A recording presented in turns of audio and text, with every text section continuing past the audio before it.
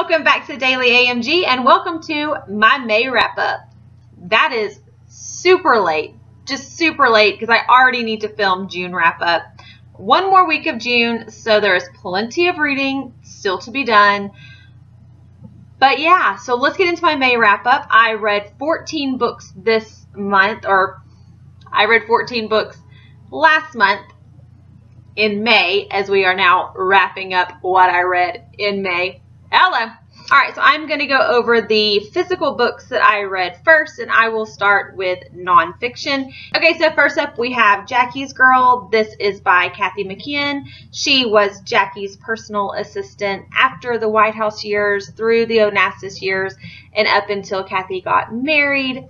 This is a wonderful memoir if you are a Kennedy fan, as you are well aware that I am beyond obsessed with this family, and this is just a super sweet look at Jackie after the White House and into the Onassis years and into later in her life through the eyes of her personal assistant, who was an Irish immigrant, and they just had such a special bond. And add this to your TBR, the top of your TBR if you are a Kennedy fan, especially a Jacqueline Kennedy Onassis fan. It's just delightful and moving. So yes, Jackie's Girl, add it to your TBR. Ooh, where am I going to put these? Okay, so this back here is the next video, and that's my June book haul. But I'm always surrounded by the books. Okay, so next up, again, another one that you saw in my May book haul is Hungry Heart by Jennifer Weiner. Jennifer Weiner of In Her Shoes, Little Earthquakes fame. This is just outstanding. It follows her life start to current whenever this was published. I think just a few years ago. Yeah, 2016. So literally 2 years ago. It's just outstanding. And if you love her books, you absolutely have to pick this up. Add this to your TBR. Get to it this year. Get to it ASAP. She is just such an advocate for women writers, and it is so amazing the life that she has drawn from, as far as why she's written about certain characters, the way that she's written about certain characters, and how she puts herself into her books and her sister into her books, and those female friendships and sister friendships and familial friendships. I mean, not familial friendships, but just those dynamics. It's just so good. It is so good. So good. Okay. Then on to a duology that I completed, even though Leigh Bardugo has now come back and said that she is definitely going to do another Six of Crows in the future. So I don't know if we're going to get a new Six of Crows soonish, that is 10 years later kind of a deal, or if she means in 10 years she'll revisit these characters. But anyways, I digress, and I will now show you the beautiful Crooked Kingdom. The red, it's just stunning. It's all just stunning. So the first of this, of course, is Six of Crows. This is Crooked Kingdom. I read Six of Crows. I've read Six of Crows twice now, with the intention of immediately finishing the duology. But then I got spoiled as to something that happens within this book that my heart was not ready for. Not that it was ready this time around, but for whatever reason, I do know. I also read Legendary by Stephanie Garber this month, the month that was May. And after finishing a YA fantasy, I needed more YA fantasy in a way that I don't typically read YA fantasy aside from Six of Crows. So I thought, okay, Amanda, here we go. You got it. You want it. You got it. You're going to bawl your freaking eyes out. But this will fill the void that you are needing, and it will also complete this duology that you know you want to get to so desperately, but your heart is getting in the way. So anyways, that's like really a long thing to say that this was 5 stars. It was incredible. I'm not going to tell you anything about it because if you haven't read Six of Crows, go read Six of Crows. It is YA fantasy, but it is spectacular. It is it's really like everything that I love because it is a cast of misfits. They go on a heist and they have a really raucous adventure, and it's just spectacular. And her books, well, the 2 that I've read so far, are absolutely plot and character driven. It's so good. It's so good. The world building is incredible, but then the character development and the arcs of the characters are just spectacular also. What more do you really need? I'm just going to read everything Leigh Bardugo does, because then last year, maybe like last fall, she came out with Wonder Woman, so she's already done like a Wonder Woman book that I haven't read yet, which is blasphemy. But there we go. I need to I'm already at 10 minutes and I have only talked about 3 books.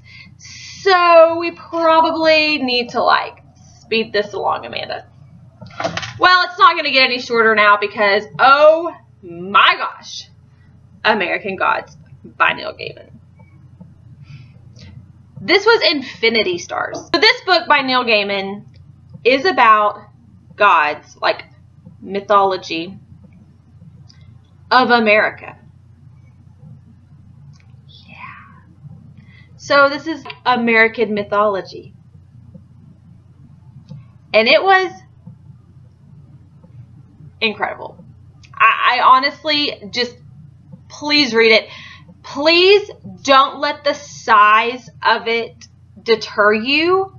Please pick this up. You will devour it. It is written so beautifully. These characters are unreal. Neil Gaiman, your brain, it's just so good. He just blew me away. I mean, I was literally just gobsmacked the entire book and was just like, okay. And so now after, raving about 4 books that I gave 5 stars to all 4 of those first books. This book is now currently at number 4 on my top 5 list of all time ever. I'm going to now tell you about 2 books that I hated. But if you watched my Chiclet-a-thon wrap-up, then you already know. So I'm not really going to go into why I hated them necessarily. So this is How to Be a Grown-Up by Emma McLaughlin and Nicola Kraus. They together wrote The Nanny Diaries. So take that for what you will. It is easy peasy, but honestly, it tried to be, you know what? It tried to be gripping. It fell short. It completely just pissed me off. I gave it 1 star. The next one is Living the Dream. This is blurbed to be the Bridget Jones of the millennial generation or whatever. And it's not. That was totally an insult to Bridget Jones. I did give this 2 stars and I liked it more than I liked How to Be a Grown-Up. But aside from the office dynamic and the friendships, there just wasn't a lot to it. It just didn't have a lot of heart and grit. And perhaps I'm just at a point in my life where the fluff just doesn't do it for me. And I need to have books that stimulate me in a way that these 2 just didn't. And maybe that's why I'm rating them so low. Because my brain was oozing through my ears and I was just like, girl, get your shit together and let's move on. You know what I mean? Is there a time where you just become too old for Chiclet? Maybe that's my thing. I don't really know. Maybe it's just fluff is just no longer appealing to me. I loved Chiclet. That was one of the things that got me back into reading to be the reader that I am today. I've always been an avid reader. I didn't read as much whenever I got out of school. I always read, but maybe I just kind of had like a book on my nightstand, and I didn't necessarily feel like, I don't know. I don't really know where I was going with that, but I didn't feel like the need that I do now to like devour every book on the planet. Basically, whenever I got out of high school, the first job that I had out of high school was at a used bookstore. And that is when like I found Chiclet. One of the first series that I read was the Shopaholic series, which there were maybe only a handful of those. I mean, we're talking like 13 years ago at this point. No. 15 years ago at this point. So, I don't remember. All I know is that I read, at that time, Bridget Jones's Diary was out, and I devoured that. There were a lot of Jennifer Weiner. There were a lot of Chiclet out at that time. It was just like, yes, pink, purple, lime green book covers. Give it all to me. I want all of the cute, you know, relationships and the girl who works as an intern at Vogue. And I want all of that, especially if they had to do with fashion. I wanted to read every single one of them. So maybe now that I'm, you know, 15 years later, maybe that fluff and that whole like, oh, gee golly, what am I going to do now kind of thing just doesn't resonate, and it doesn't interest me. I don't know. But I still love everything that Sophie Kinsella has done. So maybe it's just those books and the whole concept, and I don't know. That was a lot. We're now at 19 minutes, and I've only told you about 6 books. We're going to go super, super, super, super fast now, because now we're into the audiobooks. The first audiobook that I read in the month of May was I'll Be Gone in the Dark, One Woman's Obsessive Search for the Golden State Killer. This is by Michelle McNamara. Michelle has since passed away before seeing her book published and before the Golden State Killer was captured. But this book is all of like her life's research. Basically, Michelle McNamara had a neighbor get murdered, unsolved. And from a very early age, she became enthralled in serial killers and true crime.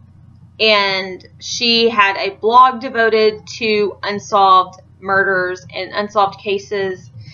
And the Golden State Killer was like her main objective. That was the case that she really wanted to solve, and she has endless amounts of research, and so they combined that, and this book came out. This book came out maybe like 2 weeks prior to him actually being captured, and at that time it was already on my like TBR, because I love true crime. I love serial killer nonfiction as well. Whenever he was captured, I was like, boop, I got it, and I listened to it. And I listened to it when my husband was out of town. Can I just tell you how I did not sleep for 3 days, and how I rigged every door in my entire house to make massive amounts of noise if it were to be opened. You have to go into this knowing this is about a serial rapist, and he started as a serial rapist, went to a serial killer because someone got away, and from what they can best assume based upon the timeline, after this couple got away, he began then murdering his victims. It is very well researched. So you have police records of these incidents, these murders, these assaults. If that is not something that you typically read, or just me even talking about this makes you like a little uncomfortable, please just don't read this. It is probably one of the most terrifying, in-depth books I have read on this subject. And of course it was, I loved it. Don't get me wrong. I gave it 5 stars. After reading it and after, like, you know, sleeping, because I hadn't in 3 days. But if you do like that kind of thing, if you do really love a true crime or serial killer nonfiction, anything like that, then it is so worth the read if that is a genre that you do enjoy. It's really hard to talk about these kinds of things and be like, if you love murderers, that's not what I mean. And I know that there is like a ton of Netflix shows and books and all of that. So I know that if you like that genre, you understand what I mean. But a lot of people don't understand that. I really enjoyed that she had done the foreword and then Gillian Flynn had done a foreword.